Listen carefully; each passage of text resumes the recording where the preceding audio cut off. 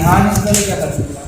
हम यहाँ पर पहले स्कूल नहीं जाते थे, हम घूमते थे, बाकी गेम्स वगैरह भी खेलते थे। पर यहाँ आने के बाद हमें बहुत कुछ सीखने को मिला है। लेकिन जब मैं वहाँ से आया सेना के छोड़ने के बाद, तो मुझे ऐसा लगा कि मैं इन लोगों की मदद कैसे कर सकता हूँ। लेकिन मदद करने के लिए कोई प्लेटफॉर्म चाहिए, किसी ऐसे दल से जुड़ना चाहिए। देश के लिए कुछ भी कर गुजरने के जज्बे के साथ हम सबकी रक्षा करने वाले सैनिक के बारे में बात करते ही हम सभी के मन में एक गर्व का भाव आ जाता है, क्योंकि हमारे देश में सैनिक को भगवान के जैसा मान सम्मान दिया जाता है।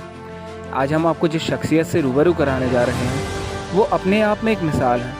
हम बात कर रहे हैं सागर जिले के पंतनगर वार्ड से कैप्टन राजकुमार पटेल की।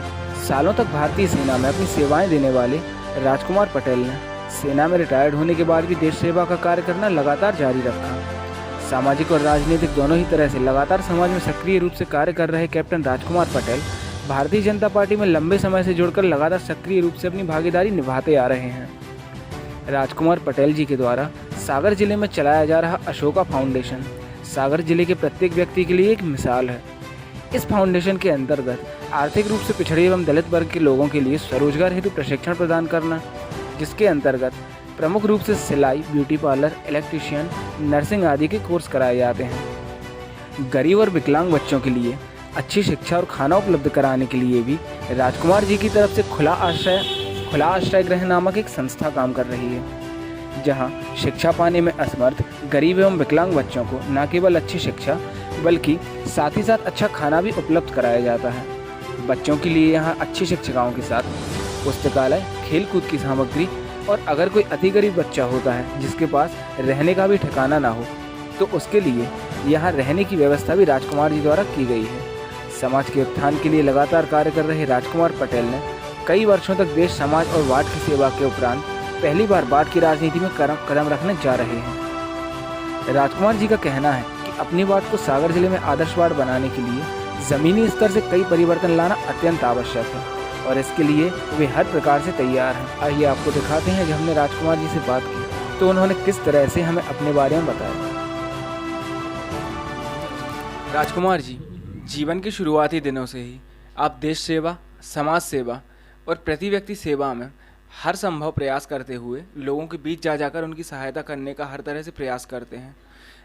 इन सारी कार्यों की प्रेरणा आपको कहाँ से मिलती है? प्रेरणा तो मैं बचपन से ही, मेरा उद्देश्य था देश सेवा करना और साथ में देश सेवा के साथ सामाजिक सेवा करना। चूँकि फ़ौज में मैंने जो समय बिताया है उसमें मैंने युद्ध भी किए हैं, कारगिल का युद्ध भी किया है 1971 का वॉर, और उसके बाद सियाचिन ग्लेशियर, और जब संसद पे हमला हुआ था तो ऑपरेशन पराक्रम जो कि जैसलमेर में था, तो लौंगे वाला सादे वाला पे जहाँ 71 की लड़ाई हुई थी, मैं वहाँ पे पोस्टेड था उस समय, और उस समय मैं उसमें घातक कमांडो में था। जब मैं रिटायर हुआ उसके बाद मुझे लगा कि देश सेवा हो गई, लेकिन समाज में आज भी हमारे जैसे वॉलंटियरों की ज़रूरत है।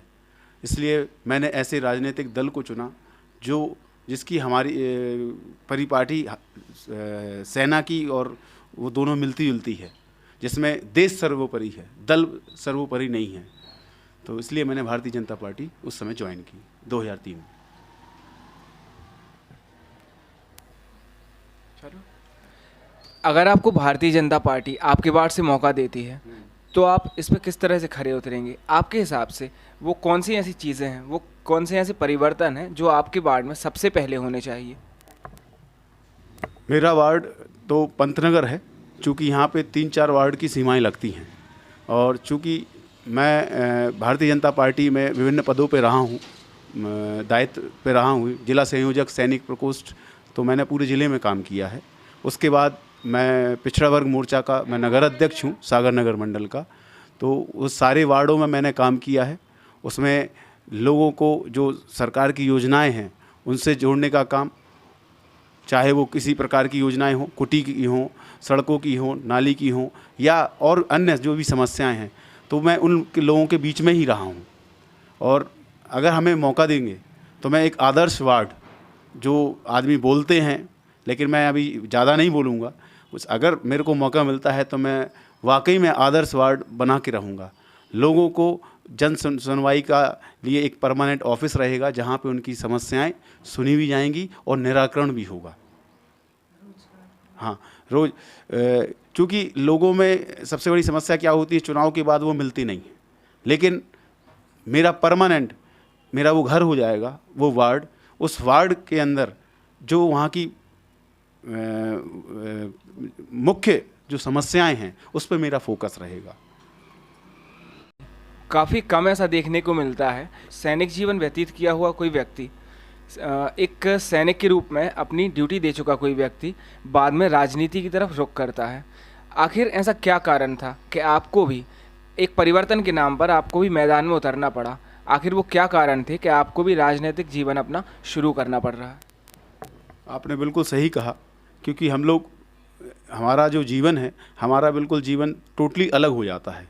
सामाजिक जीवन से हम बिल्कुल कट जाते हैं, क्योंकि हम लोगों को बॉर्डर पे और बाहर रहना पड़ता है। लेकिन जब मैं वहाँ से आया सेना के छोड़ने के बाद, तो मुझे ऐसा लगा कि मैं लोगों की मदद कैसे कर सकता हूँ, लेकिन मदद करने के लिए कोई प्लेटफॉर्म चाहिए, किसी ऐसे दल से जुड़ना चाहिए। तो मुझे लगा कि नहीं, मुझे ऐसा दल भी पकड़ना है और सामाजिक सेवा का कार्य भी करना है। तो इसलिए मैंने सोशल एक्टिविटी स्टार्ट की थी, सामाजिक सेवा। मैं कुशवाहा समाज का युवा अध्यक्ष बना उस समय, और आज वर्तमान में मैं कुशवाहा महासभा में जिला महामंत्री हूँ। मैं पूरे ज़िले में काम करता हूँ। साथ में सामाजिक गतिविधियाँ जिसमें महिलाओं के क्षेत्र में, बच्चों के क्षेत्र में, दिव्यांगों के क्षेत्र में, और जो दया बस्तियाँ हैं जिनमें लोगों की बहुत सारी समस्याएं रहती हैं, बच्चों को लेकर, पढ़ाई के लेकर, स्वच्छता को लेकर, उन सब पे मैंने फिर काम करना स्टार्ट किया। उनकी सारी समस्याओं को समझा और उस समस्याओं को सुलझाने के लिए मुझे प्लेटफॉर्म की आवश्यकता थी। इस कारण मैंने भारतीय जनता पार्टी ज्वाइन की। अगर आप अपने वार्ड से चुनाव जीतते हैं, अगर आपको अपने वार्ड में पार्षद के रूप में नियुक्त किया जाता है, तो वो ऐसे कौन से काम होंगे? आपका एजेंडा क्या होगा? मेरे कहने का मतलब आपके उद्देश्य क्या है? आपके वार्ड में सबसे पहले आपके हिसाब से किन परिवर्तनों की आवश्यकता है? सबसे पहले तो मूलभूत समस्या वार्ड की होती है, वहाँ की रोड नालियों की।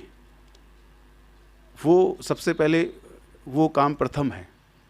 उसके बाद उस वार्ड में रहने वाले जो दया बस्तियाँ हैं, उनके बहुत सारे ऐसे काम होते हैं जो छोटे छोटे काम होते हैं, लेकिन वो काम होते नहीं हैं।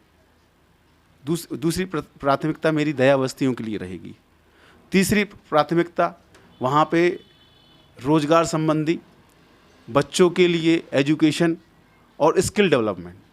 क्योंकि मैं ये देखता हूँ सिर्फ रोड नाली और सारी चीज़ें तो सभी ये तो एजेंडा चलता ही है, लेकिन बच्चों की, युवाओं की, उनके मार्गदर्शन के लिए कुछ ऐसा यूनिक मैं करना चाहता हूँ कि बच्चे आगे बढ़ें, उनको मार्गदर्शन मिले।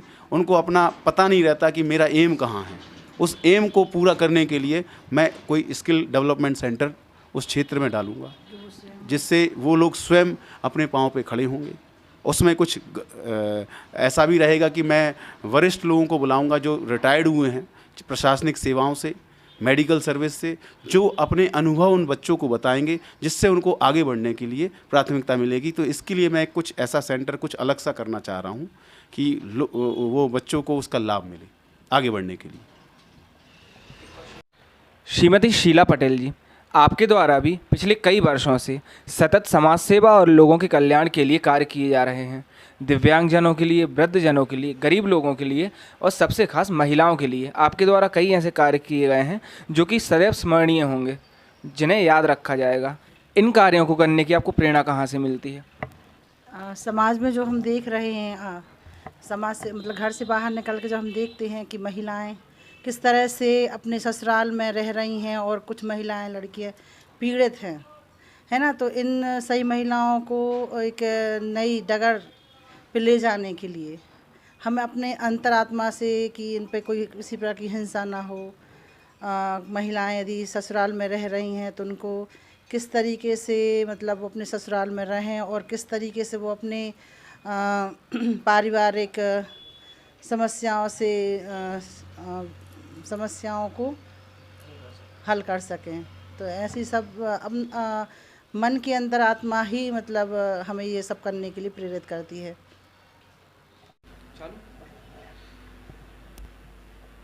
सागर की राजनीति के बारे में आपके क्या विचार हैं और सागर के लोगों को आप क्या संदेश देना चाहेंगे? सागर की राजनीति के बारे में हमारे ये सोचना है कि सागर में जो राजनीति जो अभी चल रही है उसमें थोड़ा सा पिछड़ा वर्ग को उतना शामिल नहीं किया जाता, जबकि इसका बहुत बड़ा हिस्सा जिसका वोट बैंक के रूप में सारी राजनीतिक पार्टियां उपयोग करती हैं, उनको वो जो स्थान मिलना चाहिए था वो आज तक अभी तक नहीं मिला, मेरी समझ से। ये मेरे व्यक्तिगत कथन है।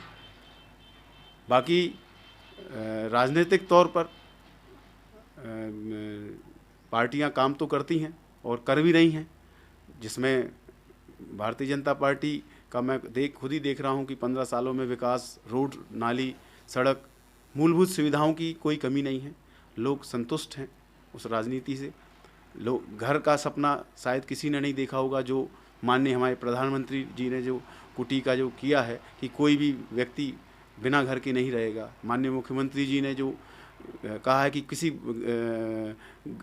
गरीब का घर नहीं छिनेगा, किसी अगर उसका घर नहीं है तो उसको पट्टे दिए जाएंगे, जहाँ पे रह रहा है वो वहाँ पे पट्टे दिए जाएंगे। तो मैं मानता हूँ कि सकारात्मक राजनीति का दौर इस समय चल रहा है। सागर के लोगों के बारे में मैं इतना ही कहता हूँ, सागर की जनता बहुत समझदार है।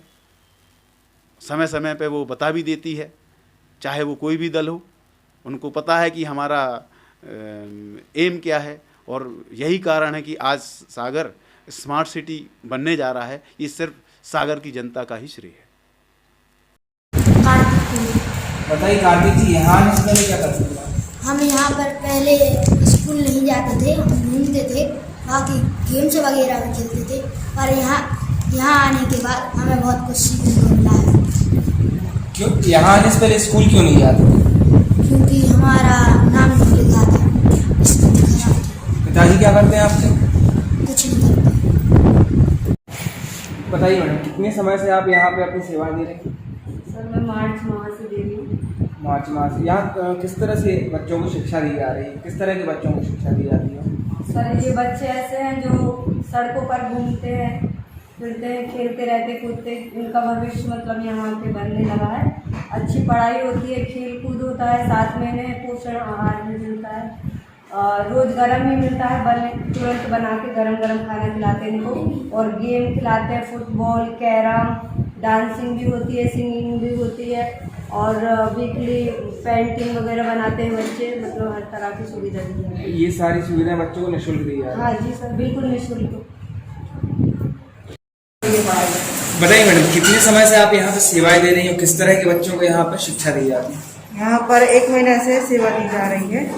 तो बच्चों के लिए हिंदी पढ़ाते हैं, मैथ्स वगैरह पढ़ाते हैं, अलग अलग क्लास के अलग अलग स्टूडेंट हैं यहाँ पे। किस तरह के बच्चों को यहाँ पे शिक्षा दी जाती है? थोड़े विकलांग हैं, जो कमजोर हैं, जो अति गरीबी हैं, उनके लिए और बुक्स वगैरह भी यही से दिलाई जा रही है। मतलब जो बच्चे खुद पढ़ने में सक्षम नहीं है उन लोगों को यहाँ पे सुविधाएं दी जा रही है, और ये सारी चीजें निःशुल्क होती हैं? हाँ, निःशुल्क होगी, और जो NGO के द्वारा जो उपलब्ध कराई जाएगी।